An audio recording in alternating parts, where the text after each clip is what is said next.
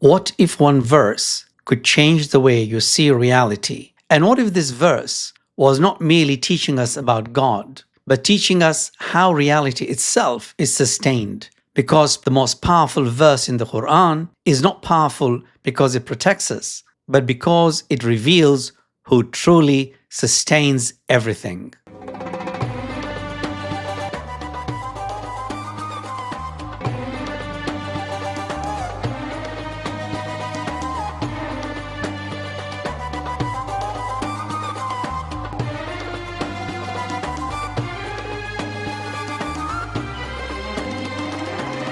Assalamu alaikum, and welcome back to Reflection, where we explore the deeper meanings, insights, and realities revealed in the Qur'an. In the last two episodes, we reflected on Satan, his refusal, his deception, and the limits of his authority. We discovered something important. No created being possesses independent power. No created being possesses independent influence. And nothing exists outside God's permission. But after all of that, another question begins to emerge. If nothing possesses independent authority, then what is actually sustaining existence? What keeps reality standing? What holds together everything we can see and everything we cannot? And nowhere does the Qur'an answer that question more comprehensively than in one extraordinary verse. The verse famously known as Ayatul Kursi that is anchored in Surah Al-Baqarah, that is Surah number 2, verse 255. Not merely a verse recited for protection, but a verse that presents one of the most complete descriptions of divine reality in the entire Qur'an. This verse teaches us something profound. God is not merely the creator who brought existence into being. He is the one through whom existence continues. Every breath, every law, every movement, every cause, every moment depends on Him. And no created being possesses anything independently. That is why Ayatul Kursi is so powerful, because it does not merely tell us that God exists. It reminds us that everything else depends. In this episode of Reflection, we will explore why divine oneness is an existential reality, not merely a belief. What it means that God is Al-Hayy and Al-Qayyum. Why knowledge and intercession remain entirely dependent upon Him, and what Ayatul Kursi reveals about the structure of reality itself. Ayatul Kursi begins not with power, not with creation, not with the heavens. It begins with the foundation of everything,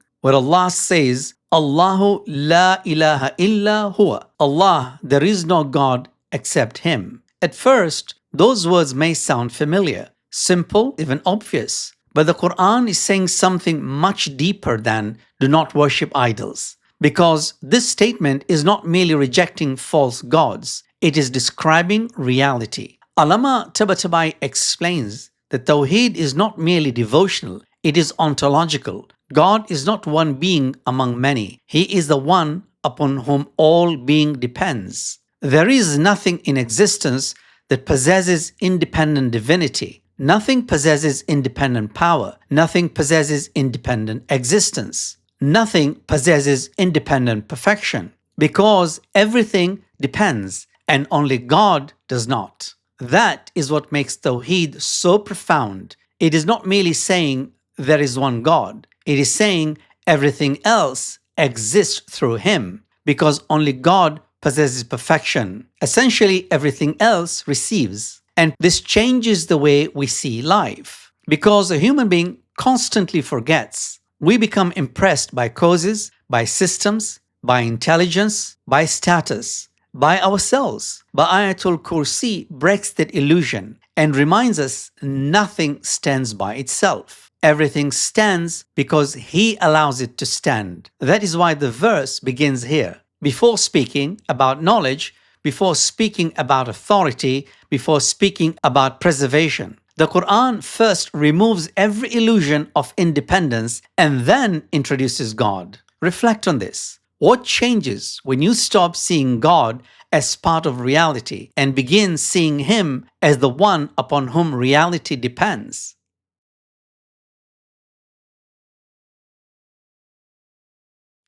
After establishing divine oneness, Ayatul Kursi immediately introduces two names. Two names that explain why everything depends. Allah says, Allahu la ilaha illa huwa al-Hayy al-Qayyum. Allah, there is no God except Him, the ever-living, the all-sustainer. At first, these may sound like familiar attributes, life, sustaining, but the Qur'an means something far deeper, because when we speak about life, we usually mean something temporary, something that begins, changes, weakens, and eventually ends. But when Allah describes Himself as Al-Hayy, the ever-living, this is not life as we know it. This is life that is intrinsic, life that was never given, life that never began, life that cannot diminish, and life that cannot end. Not life that was given to Him, but life that belongs to Him inherently. And suddenly, every living thing appears differently because everything alive is alive temporarily, dependent, receiving, but God does not receive life. He gives it. And then comes Al-Qayyum, the all-sustainer, the self-subsisting, the one through whom all things continue. And perhaps this is one of the most profound names in the Qur'an, because God is not been described as someone who created and stepped away. Creation is not operating independently. Existence itself depends upon Him continuously, moment by moment. Every star, every law, every atom, every soul, not only brought into existence by Him, but sustained by Him. If His sustaining ceased, everything would disappear. This changes the way we think about reality. Nothing sustains itself. Nothing preserves itself. Nothing continues by itself. Everything remains because Al-Qayyum allows it to remain. And perhaps that is one of the deepest forms of peace. Because if the one sustaining reality never weakens, then reality itself is never abandoned. Ask yourself, how differently would we live if we truly believed that every moment is being held?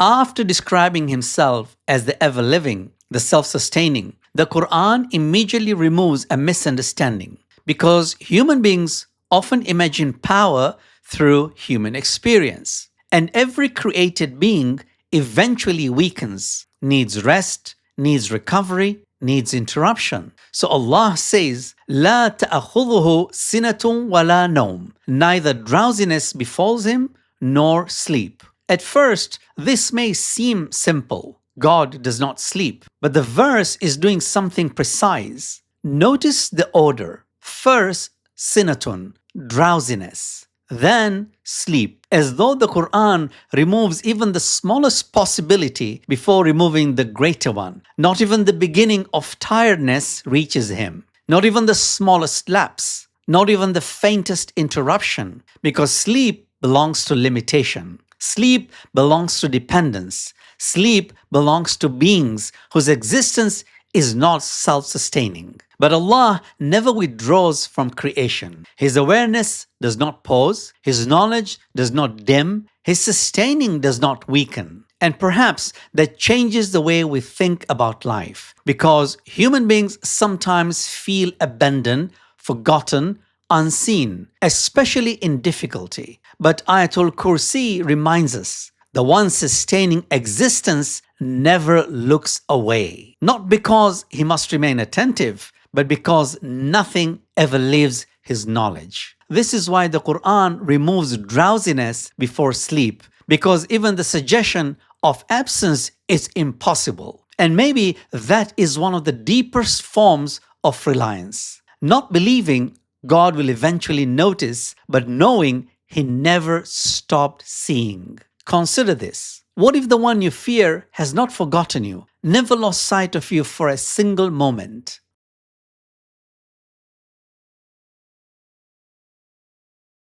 After removing every possibility of weakness, Ayatul Kursi expands outward from God Himself to everything else. As Allah says, "Lahu ma fis samawati wa ma fil ard." To Him belongs whatever is in the heavens and whatever is on the earth. Again, the Qur'an is saying something deeper than ownership, because when human beings hear ownership, we imagine possession, property, control. But divine ownership is not like ours. Human being possesses things while remaining separate from them. But God's ownership is existential. Everything belongs to Him because everything exists through Him. Nothing stands independently. Nothing operates independently. Nothing sustains itself. Every force, every system, every history, every possibility exists within His permission. And then the Quran gives an example. One of the most misunderstood ideas in religion is intercession. And Allah says, "Man dhalladhi yashfa'u indahu illa bi'idhnihi." Who is it that may intercede with Him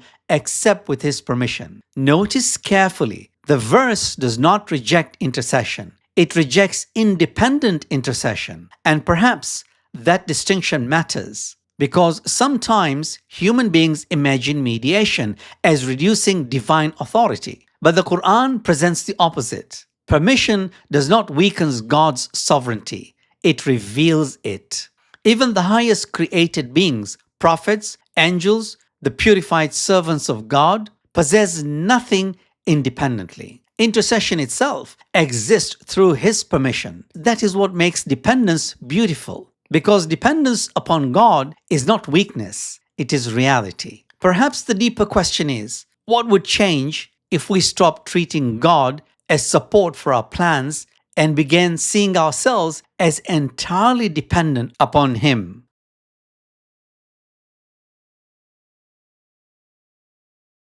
After speaking about ownership, authority, and intercession, Ayatul Kursi turns to something even more profound: knowledge. And Allah says, يَعْلَمُ مَا بَيْنَ أَيْدِيهِمْ وَمَا خَلْفَهُمْ. He knows what is before them and what is behind them. And then Allah continues, He says, وَلَا يُحِيطُونَ بِشَيْءٍ مِّنْ عِلْمِهِ إِلَّا بِمَا شَاءَ. And they do not comprehend anything of His knowledge except what He wishes. This is one of the most important corrections the Quran makes to how human beings think. Because human beings often imagine knowledge as possession. My knowledge, my intelligence, my discovery, my understanding. But Ayatul Kursi reminds us, knowledge is received, not possessed independently. Because God's knowledge is not like ours. Human knowledge arrives gradually, piece by piece,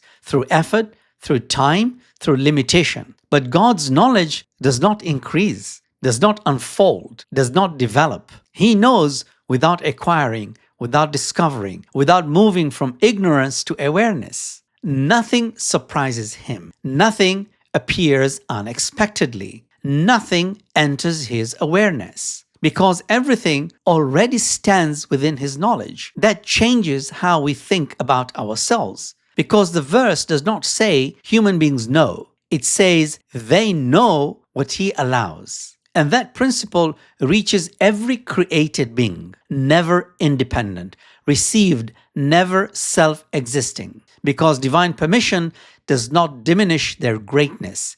It explains it. And then comes one of the most powerful images in the entire Quran, where Allah says, وَسِعَ كُرْسِيُّهُ السَّمَاوَاتِ وَالْأَرْضِ. His kursi extends over the heavens and the earth. The kursi is often translated as chair or a seat. But the Quran is not describing furniture. It is describing reality, a reality of governance, knowledge, authority, order. Nothing lies outside its reach. That is why the verse moves from knowledge to kursi, because knowledge here is not observation after events occur. It is complete awareness without limitation. Nothing escapes Him. Reflect on this. What if the greatest thing we know is still only what He allowed us to see?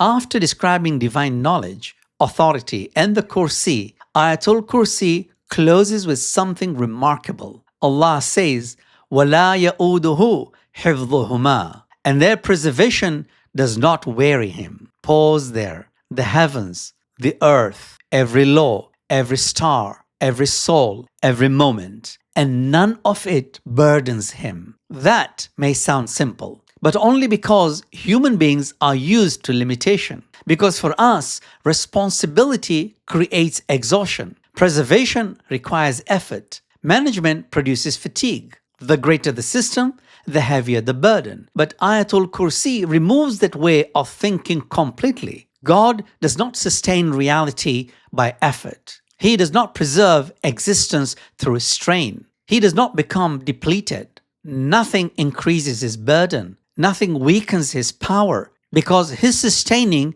is not separate from his being. That changes the way we think about life. But the Qur'an never presents God as overwhelmed by creation. But the one preserving galaxies is not exhausted by preserving you. And the verse closes, وَهُوَ الْعَلِيُّ الْعَظِيمُ, and he is the all-exalted, the all-supreme, the most high, not in distance, but in reality, above limitation, above dependence, above weakness, above comparison, and the great. Not merely greater, but greatness itself. Every greatness we recognize is only a reflection. That is why Ayatul Kursi ends here. Because after describing his life, his sustaining, his knowledge, his authority, his preservation, the Qur'an leaves us with one final realization. He is unlike everything, and yet everything depends on him. Perhaps the real question is, if the one sustaining everything never weakens, why do we keep living as though we stand alone? So what does all of this reveal? First, Tawhid is not merely believing in one God. It is recognizing that nothing possesses existence independently.